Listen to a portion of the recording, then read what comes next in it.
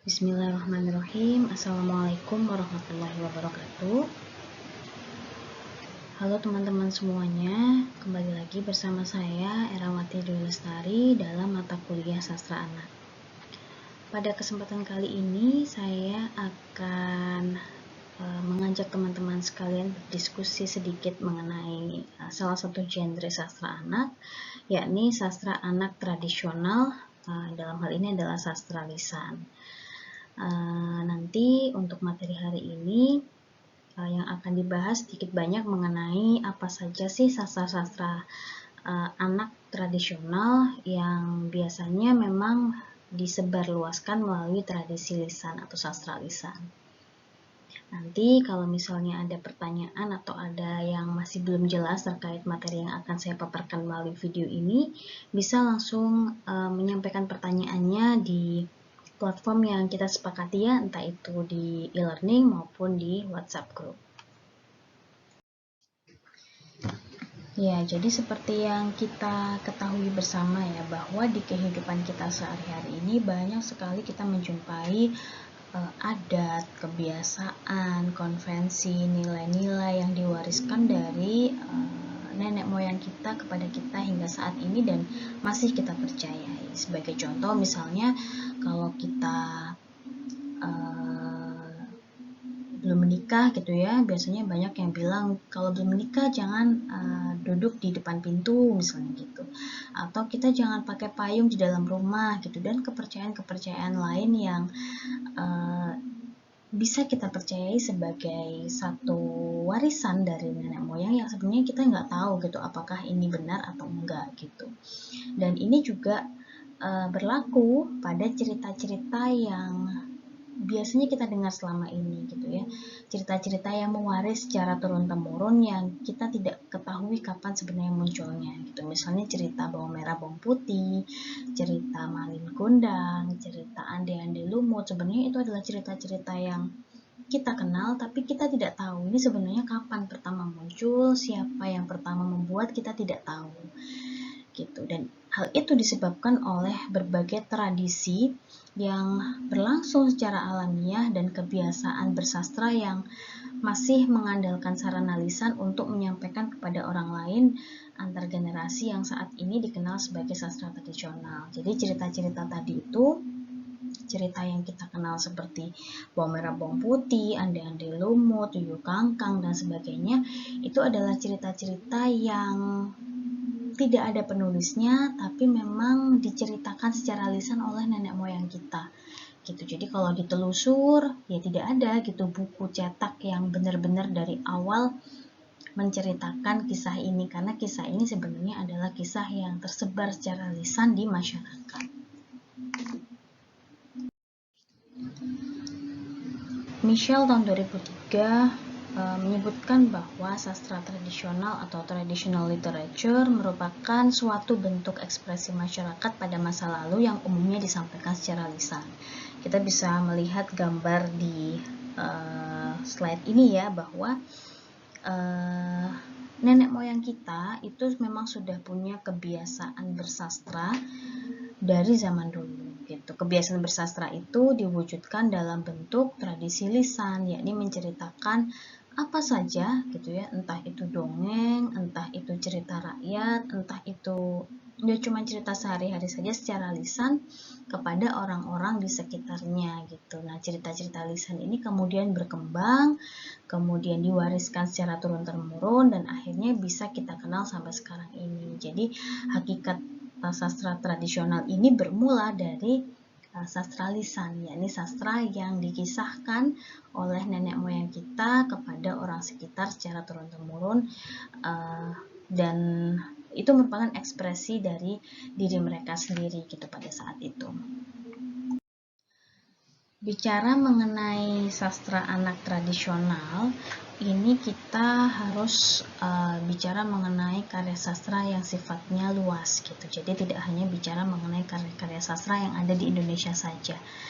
Jadi kalau kita bicara tentang sastra tradisional dalam konteks sastra anak, maka kita akan bicara mengenai berbagai karya sastra anak dari seluruh penjuru dunia gitu. Ada yang dari Yunani klasik, ada yang dari India, ada yang dari Cina, ada yang dari Jepang gitu, dan tentu saja dari Indonesia ya.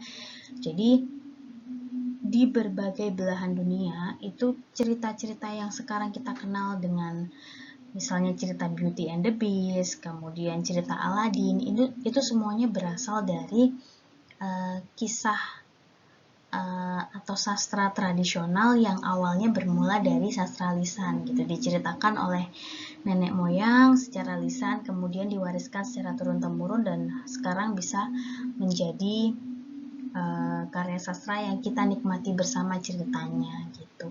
Ini di sini saya menggunakan dua contoh yang paling mudah dan mungkin paling kita kenal selama ini ya. Jadi ada cerita Beauty and the Beast sama cerita Aladdin. Nah, ini adalah dua cerita yang sangat kanon, yang sangat terkenal saat ini, yang ternyata dia sebenarnya bermula dari karya sastra lisan, karya sastra tradisional gitu, yang tidak tahu siapa pengarangnya aslinya siapa, yang kemudian sekarang bisa disadur oleh banyak orang, ditulis oleh banyak orang di berbagai bukunya, di berbagai ceritanya, tapi sebenarnya asalnya adalah karya sastra lisan. Di sini saya memberikan beberapa karakteristik ya yang biasa kita temukan dalam karya sastra tradisional gitu ya. Karakteristiknya itu biasanya ini gitu. Yang pertama dia bentuknya itu tuturannya adalah lisan. Jadi memang sastra tradisional mulanya adalah sastra lisan gitu. Dilisankan gitu. Tidak melalui tulisan tapi diceritakan atau disampaikan dari mulut ke mulut gitu.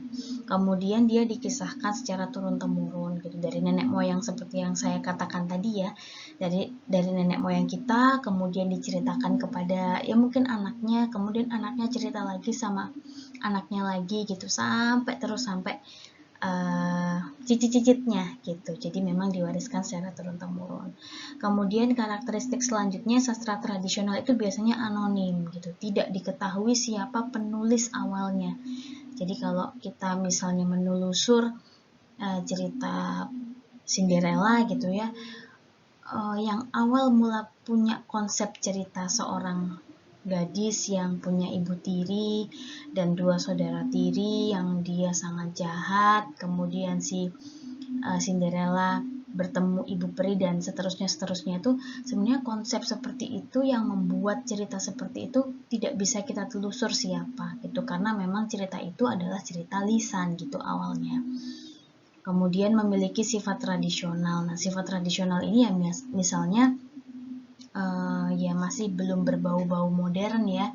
Kita kalau menemukan cerita-cerita kayak cerita Sangkuriang, kemudian cerita Bawang Merah Bawang Putih, kemudian cerita Timun Mas, itu kan tidak ada yang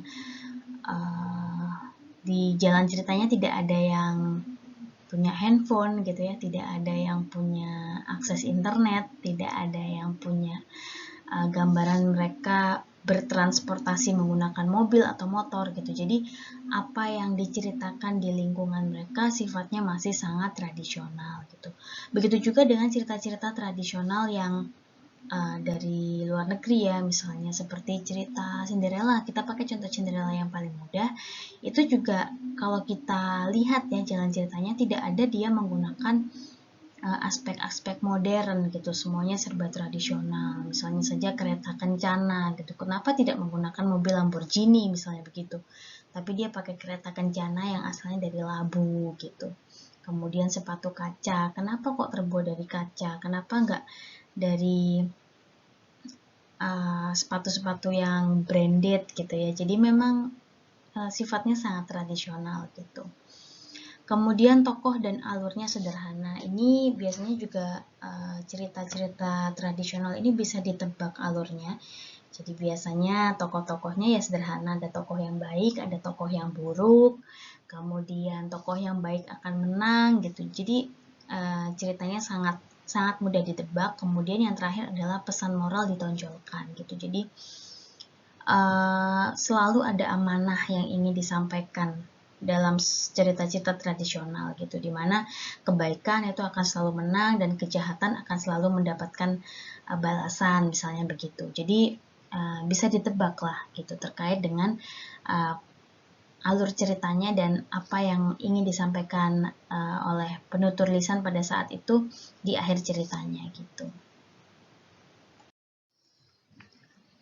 Untuk jenis-jenis sastra tradisional itu ada beberapa ya. Di sini saya memberikan contoh, ada mitos, ada legenda, ada fabel, ada dongeng, dan ada cerita wayang.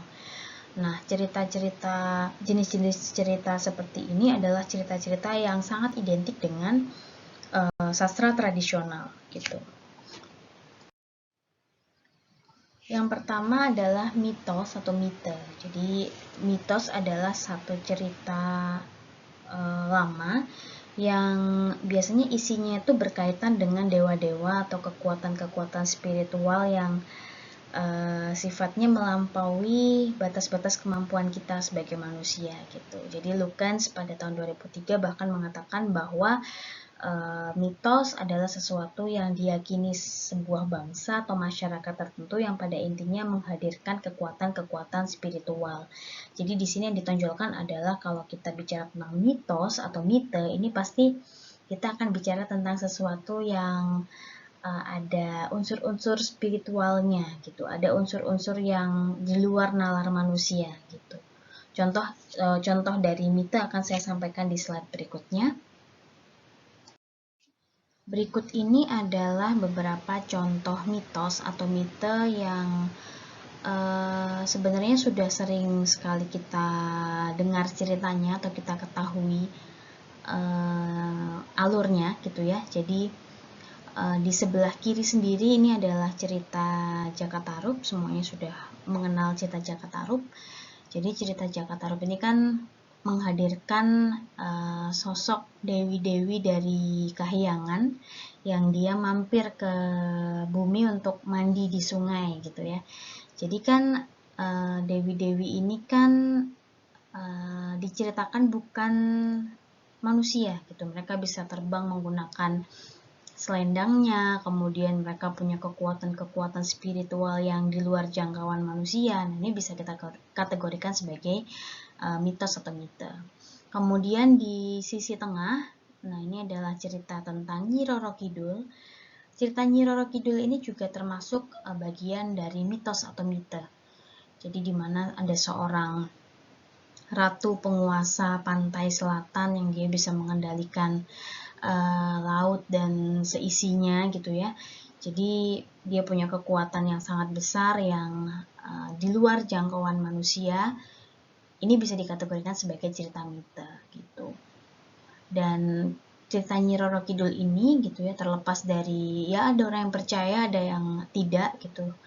Kita sebagai peneliti sastra harus menyikapinya sebagai satu khazanah dari kesusastraan Indonesia, bahwa di mana kita punya sastra lisan yang sangat kaya, dongeng-dongeng yang sangat kaya, yang salah satunya adalah cerita tentang Nyi Roro Kidul ini. Kemudian di sudut paling kanan, nah ini kita bisa melihat sosok yang mungkin sangat menyeramkan, yang dikenal oleh orang Indonesia sebagai sosok Gondoruo gitu ya. Nah, sosok Gondoruo ini ternyata juga masuk pada kategori mitos atau mite. Jadi kalau ada cerita-cerita tentang makhluk halus, cerita-cerita tentang hantu, nah itu bisa dikategorikan sebagai mite gitu. Asalkan dia punya ciri-ciri sastra tradisional ya, dimana dia ceritanya itu ya masih sangat terkait atau terikat erat dengan kebiasaan adat istiadat sebuah masyarakat. Nah, itu bisa dimasukkan sebagai mito atau mite. Mitos atau mite maksud saya. Jenis sastra tradisional selanjutnya adalah legenda ya. Jadi legenda itu dapat dipahami sebagai satu cerita magis yang sering dikaitkan dengan tokoh, kemudian peristiwa, atau tempat-tempat yang sebenarnya ada gitu ya, atau nyata gitu ya. Biasanya ada beberapa jenis legenda, misalnya legenda tokoh, legenda tempat, peristiwa gitu. Kenapa di sini saya katakan nyata? Jadi biasanya legenda itu Kalau mitos tadi itu kan kaitannya dengan tokoh-tokoh atau cerita-cerita yang ada hubungannya sama hal-hal gaib gitu ya, hal-hal yang spiritual gitu, hal-hal yang di luar nalar manusia gitu, tapi dia kaitannya sama sosok gitu aja gitu, tokoh gitu aja ya. Tapi kalau di legenda ini kaitannya dengan ya sama gitu, hampir sama dengan mitos tadi. Dia menceritakan satu peristiwa yang magis, peristiwa yang di luar nalar manusia, tapi biasanya apa yang diceritakan ini memang benar-benar ada gitu. Misalnya legenda Gunung Kelut gitu ya. Gunung Kelutnya ini kan benar-benar ada gitu ya. Di sini saya ambil contoh legenda Nabi Nuh, legenda perahu Nabi Nuh gitu. Nabi Nuh ini kan memang benar-benar ada. Tokoh ini kan memang benar-benar ada gitu.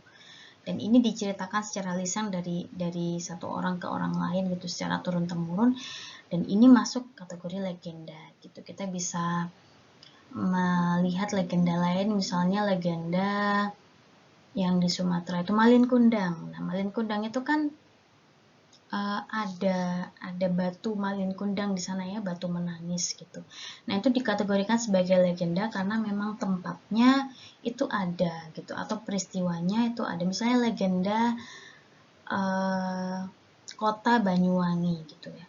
Tempatnya ini kan memang benar-benar ada, Banyuwangi. Nah, ini dikatakan legenda gitu. Jadi di sini kata kuncinya adalah dia menceritakan tokoh, peristiwa, atau tempat-tempat yang nyata, yang memang benar-benar ada. Itu yang membedakan dengan mitos atau legenda tadi. Kalau mitos atau legenda tadi bukan atau tidak berkaitan dengan hal-hal yang ada atau nyata gitu.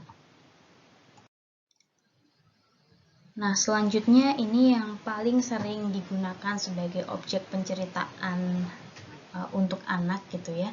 Jadi kalau kita bicara sastra anak, maka kita pasti bicara mengenai jenis sastra tradisional ini, yakni cerita binatang atau fabel gitu ya. Cerita binatang atau fabel adalah salah satu bentuk cerita tradisional yang tentu saja menampilkan cerita binatang sebagai tokoh ceritanya. Biasanya binatang-binatang ini tuh bisa berpikir, bisa berlogika, bisa berperasaan, kemudian bisa berbicara, bersikap, dan lain-lain sebagaimana apa yang dilakukan oleh manusia gitu. Jadi ciri-cirinya fabel adalah ketika binatang-binatang ini tadi bersikap atau berperilaku seperti manusia gitu. Nah, biasanya fabel ini hadir sebagai personifikasi manusia baik dalam penokohan maupun dalam permasalahan hidup yang diceritakan gitu. Jadi cerita-cerita fabel ini sebenarnya jalan ceritanya itu ya merujuk pada jalan kehidupan manusia gitu. Jadi misalnya kalau kita pernah dengar cerita kancil dan siput yang lomba lari gitu ya, di kehidupan perbinatangan itu kan tidak ada ya gitu kegiatan lomba lari antara kancil dan juga siput gitu. Kegiatan lomba lari ini ya dilakukan oleh manusia gitu, tapi karena ini fabel maka ini dipersonifikasikan gitu. Jadi binatang berperilaku seperti manusia. Untuk contoh-contohnya akan saya sampaikan di slide berikutnya. Nah, ini adalah beberapa contoh fabel yang saya ambil dari berbagai penjuru dunia gitu ya. Jadi ini adalah cerita-cerita binatang lintas negara. Di sudut kiri atas kita bisa melihat ada seekor harimau dan juga kancil. Tentu saja ini adalah cerita yang sudah kita kenal sekali ya, yaitu cerita si kancil. Saya bisa katakan bahwa tokoh si kancil ini adalah tokoh yang sangat identik dengan fabel Indonesia gitu. Jadi kalau kita bicara mengenai fabel Indonesia, maka kita akan bicara mengenai si kancil gitu. Dengan berbagai versi cerita, entah itu si kancil posisinya jadi anak yang nakal, suka mencuri mentimun, atau dia menjadi kancil yang cerdik, atau dia menjadi kancil yang baik gitu ya. Jadi berbagai versi kancil banyak sekali kalau kita bicara mengenai fabel Indonesia. Kemudian di sebelah kiri bawah itu bisa kita lihat ada gambar itik ya, itik yang punya bulu berbeda dengan itik-itik lain. Ini adalah cerita itik buruk rupa. Ini teman-teman juga pasti sudah sangat familiar dengan ceritanya. Ini adalah cerita yang kalau tidak salah asalnya dari Denmark, dan ini juga merupakan fabel yang mendunia gitu kalau saya katakan, karena kita sebagai orang Indonesia saja sudah bisa mengetahui cerita dari kisah Itik Buruk Rupa ini. Kemudian di sebelah kanan itu juga ada satu gambaran gitu ya, cerita tentang 3 babi kecil. Ini juga sangat melegenda ceritanya, teman-teman nanti juga bisa, kalau yang belum tahu ceritanya bisa cari dimanapun pasti ketemu referensinya. Ini juga merupakan sastra tradisional, sastra anak tradisional, karena dia sudah ada sejak abad ke-18. Teman-teman bisa lihat di YouTube ada ceritanya dengan berbagai versi, kemudian dilagukan juga, kemudian dianimasikan juga, ada bukunya juga dengan berbagai penerbit dan penulis yang memang rujukan ceritanya sebenarnya sama saja gitu. Ada sekelompok, ada 3 babi bersaudara yang dia diburu oleh seekor harimau, maksud saya serigala gitu ya, dengan berbagai tipu daya gitu. Kurang lebih ceritanya seperti itu. Nanti kalau ada yang masih belum mengetahui bisa langsung searching, karena ini ceritanya juga seru. Gitu. Kemudian jenis keempat adalah dongeng ya. Jadi dongeng itu definisinya adalah suatu cerita rakyat yang cukup beragam cakupannya gitu. Kenapa saya katakan cukup beragam cakupannya? Karena mitos atau mite, kemudian legenda, kemudian fabel, itu semuanya dikategorikan sebagai dongeng gitu. Jadi untuk memudahkan penyebutannya, semua cerita lama yang sudah kita bahas tadi itu bisa dikategorikan sebagai dongeng. Jadi dongeng itu juga tidak terikat entah dia berasal dari tradisi lisan atau tulisan gitu ya. Jadi semua yang sifatnya cerita itu bisa dikategorikan sebagai dongeng gitu. Jadi memang cakupannya sangat luas, kita tidak punya batasan tertentu terkait dongeng itu seperti apa. Jadi bisa kita maknai sebagai ya dongeng adalah cerita rakyat gitu aja ya. Namun kalau bicara mengenai dongeng, kita harus punya satu definisi yang selaras ya, bahwa istilah dongeng ini dapat dipahami sebagai satu cerita yang tidak benar-benar terjadi dan dalam banyak hal seringkali tidak masuk akal gitu ceritanya. Dari sudut pandang ini kita bisa katakan bahwa sebenarnya dongeng ini adalah cerita fantasi gitu, cerita yang tidak benar-benar nyata. Isi dongeng juga tidak sepenuhnya tanpa unsur kebenaran ya, artinya adalah hal-hal yang dikisahkan dalam dongeng itu semuanya pasti berangkat dari tokoh atau peristiwa yang benar-benar terjadi di kehidupan nyata gitu. Dan tokoh ataupun peristiwa tadi ini dijadikan model untuk membuat sebuah dongeng, menjadi acuan untuk membuat sebuah cerita fantasi ini tadi. Jadi memang gitu tadi ya, kalau kita bicara mengenai dongeng itu apa? Saya katakan cakupannya sangat luas dan kita harus sama-sama menyepakati bahwa dongeng adalah satu cerita rakyat, cerita yang tidak benar-benar terjadi dan seringkali tidak masuk akal, tapi dia berangkat dari kisah yang atau berangkat dari hal-hal yang sebenarnya terjadi di sekitar kita. Itu aja. Jenis cerita tradisional yang terakhir adalah cerita wayang ya. Jadi wayang adalah sebuah cerita yang berpakem pada 2 karya besar, yaitu Ramayana dan Mahabharata. Saya pribadi sebenarnya kurang paham gitu ya terkait dengan cerita Ramayana dan Mahabharata, karena memang pertama belum membaca secara utuh, kedua saya juga belum hatam nonton filmnya. Jadi memang kalau saya baca sekilas dari beberapa artikel jurnal, memang cerita wayang itu semua mulanya itu pasti merujuk pada 2 karya besar, yaitu Ramayana dan Mahabharata. Teks atau cerita wayang versi lawas ini secara terus-menerus ditulis kembali, disunting, ditambah, kemudian dikaitkan dengan berbagai tradisi gitu ya, entah itu tradisi Jawa, entah itu Jawa Tengah, Jawa Timur, Jawa kuno, Jawa baru gitu. Bahkan dia juga disadur menjadi bahasa-bahasa lain gitu. Jadi cerita-ceritanya juga sudah tidak menggunakan bahasa aslinya gitu ya, tapi menggunakan bahasa Indonesia atau misalnya bahasa Inggris gitu, karena memang ceritanya memang sangat lawas dan rujukannya adalah dua karya yang sangat besar, yaitu Ramayana dan Mahabharata. Nah, ini adalah beberapa contoh versi cerita Ramayana yang disadur ke berbagai karya gitu ya. Di sebelah kiri itu ada satu buku cerita Ramayana versi India gitu. Jadi ada judulnya The Ramayana, an Indian Epic gitu ya. Jadi di sini sudah dikatakan bahwa dia adalah epic India gitu ya, dia dari India. Kemudian kalau di sebelah kanan atas itu ada Ramayana versi komik Indonesia. Jadi di mana Ramayana dikomikkan dan ditulis menggunakan bahasa Indonesia. Ini adalah komik yang lama ya. Dia tulisannya R.A. Kosasih, dan ini adalah komik yang sangat terkenal gitu ya, karena R.A. Kosasih menulis komik Ramayana ini banyak sekali. Harganya kita bisa lihat ya, di sudut itu ada harganya 350, jadi satu komik harganya 350 rupiah. Ya, isinya adalah cerita Ramayana yang digambar menggunakan tangan, dinarasikan menggunakan bahasa Indonesia, dan dibuat berseri gitu, karena dia komik. Kemudian kalau di bagian bawah itu ada Ramayana versi Jawa, yang di sudut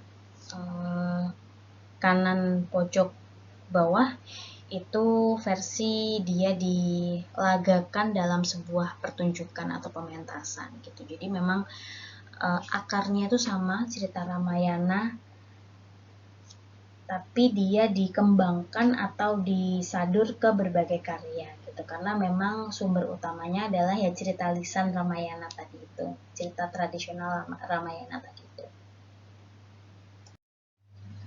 Nah, selanjutnya ini adalah cerita Mahabharata yang disadur ke berbagai seri televisi gitu ya, entah itu bentuknya adalah drama, entah itu bentuknya adalah sinetron, film gitu ya. Di sini ada, kalau di versi Indonesia, versi Jawa lebih tepatnya, ini kita kenal sebagai Pandawa 5.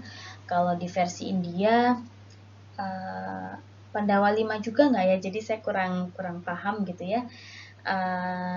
Yang jelas kedua karya ini rujukannya sama, yakni Mahabharata. Karya Mahabharata yang sebelumnya adalah karya sastra lisan yang disampaikan secara lisan gitu ya. Kemudian secara turun-temurun kisahkan, disadur ke berbagai karya gitu.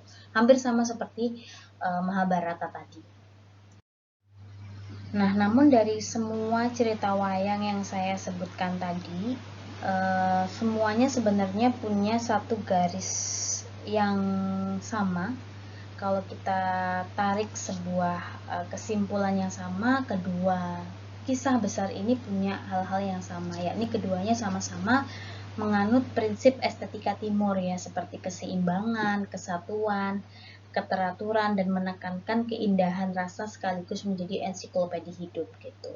Sesuai dengan pakem cerita, kemudian pola karakter tokoh wayang ini sudah pasti gitu, tokoh-tokohnya tuh pasti itu-itu aja, dan itu memudahkan pembaca untuk menikmati karya-karya wayang gitu, entah itu dalam bentuk komik, entah itu dalam bentuk film, entah itu dalam bentuk drama, entah itu dalam bentuk novel gitu ya. Semuanya punya nama-nama yang sama gitu. Misalnya Nakula, Sadewa, kemudian Brahmana atau siapa gitu, semuanya namanya sama gitu. Jadi garis ceritanya kita bisa tahu gitu, oh tokoh ini pasti sifatnya seperti ini nih, oh tokoh ini pasti sifatnya seperti ini gitu. Namun tapi kadang-kadang gitu ya, ada yang juga mengubah ceritanya gitu, meskipun tokoh-tokohnya sama, ada yang ceritanya diubah gitu. Biasanya perubahan ini dilakukan agar tokoh-tokoh yang kalau di cerita aslinya itu sangat flat gitu ya, konfliknya tuh tidak membuat penonton tuh jadi menggebu-gebu gitu ya, jadi datar gitu ya, itu biasanya bisa diubah gitu. Kalau kalau kita nonton sinetron yang dari India, Mahabharata, itu kan ceritanya tuh sangat kompleks gitu ya, sangat bikin penonton tuh gregetan. Nah, itu sebenarnya ada penambahan-penambahan yang kalau dirujuk dari pakemnya itu mungkin sudah ada perbedaan gitu. Dan yang sama dari semua cerita wayang itu pasti ini. Jadi cerita wayang itu pada intinya mengisahkan cerita kepahlawanan gitu, dimana tokoh-tokoh yang berwatak baik ini pasti di sana menumpas tokoh-tokoh yang berwatak jahat gitu. Jadi nanti pasti yang baik akan menang melawan yang jahat, tapi melalui proses yang sangat panjang, melalui perdebatan yang sangat panjang, tapi nanti ujungnya pasti akan ketahuan bahwa yang baik yang akan menang gitu. Jadi itu yang bisa kita tarik kesimpulan dari berbagai cerita wayang yang kita kenal selama ini. Nah, teman-teman, itulah tadi sedikit pemaparan materi saya hari ini, yakni terkait sastra tradisional yang bermula dari sastra lisan. Mudah-mudahan apa yang saya sampaikan, meskipun sedikit, ada manfaatnya buat Anda semuanya. Saya mohon maaf apabila ada kesalahan dalam menyampaikan materi atau ada yang kurang. Nanti misalnya ada yang masih belum mengerti atau masih belum bisa dipahami, monggo silahkan langsung ditanyakan kepada saya melalui platform yang sudah kita sepakati bersama, entah itu e-learning maupun WhatsApp. Nanti kita bisa diskusi lebih lanjut di sana.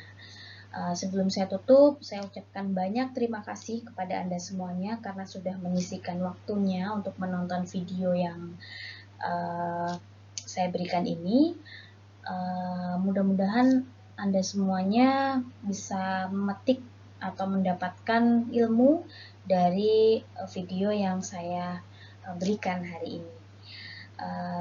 Nanti kita bisa lanjut sama-sama diskusi. Untuk videonya saya akhiri sampai di sini. Terima kasih banyak. Wassalamualaikum warahmatullahi wabarakatuh.